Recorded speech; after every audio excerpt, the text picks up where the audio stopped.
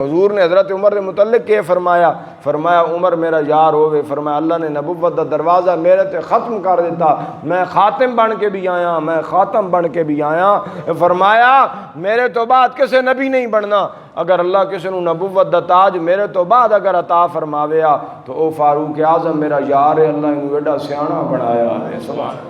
اللہ اکبر۔ آؤ پھر محبوب علیہ السلام بھی آج حضرت عثمان بن عفان رضی اللہ تعالیٰ عنہ حدیبیہ دا مقام مسلمان بھائیو، ہن ایک پاسے عمل رکھو ایک پاسے محبت رکھو۔ میں محبت دی گل پہ کردا مسلمان بھائیو، حدیبیہ دا مقام سرکار نے اپنا سفیر بنا کے حضرت عثمان نو بھیجیا۔ حضرت عثمان جدو مکہ دی سرزمین تے پہنچے، سرداراں استقبال کی تو انہاں کہا عثمان تیرے نال پرانا تعلق ہے، تو آ جا مہمان نوازی کی دی۔ انہاں کیا تو اگر چاہویں تے کعبے دا طواف کر لے، حرم دے اندر چلا جا، جتنی تیرا دل کردہ تو عبادت کر لے،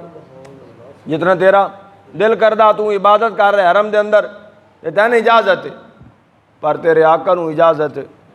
حضرت عثمان بن عفان ایک گل پہ ہوندی ہے مکے دی سرزمین تے، حدیبیہ دے جڑے نال حضور دے صحابہ ہے نا، وہ پیرز کرن یا رسول اللہ صلی اللہ علیہ وسلم عثمان دی کیڑی قسمت ہے، عثمان تے گیا تے اللہ دے گھر دا طواف پہ کردہ ہو سی تے عبادت پہ کردہ ہو سی، عثمان تے سرکار نے اتھے حدیبیہ دے مقام تے بہ کے جڑا جملہ ارشاد فرمایا، ذرا قابل توجہ بات ہے آپ کو، سبحان اللہ۔ سرکار فرمایا میرے صحابہ،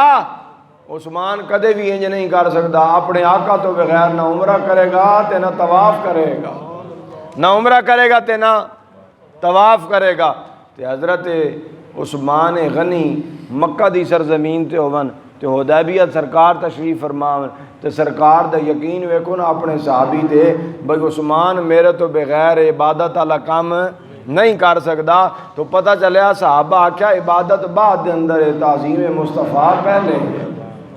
عبادت بعد دے اندر ہے، تعظیم مصطفیٰ پہلے وے، کیونکہ اللہ نے قرآن دے اندر جڑی ترتیب دسی ہے، فرمایا لِتُؤْمِنُوا بِاللَّهِ وَرَسُولِهِ وَتُعَزِّرُوهُ وَتُوَقِّرُوهُ وَتُسَبِّحُوهُ، فرمایا عزت تے توقیر نبی دی پہلے وے، تے پھر تسبیحاں پڑھو گے تے میں رب قبول کرن والا ہوں۔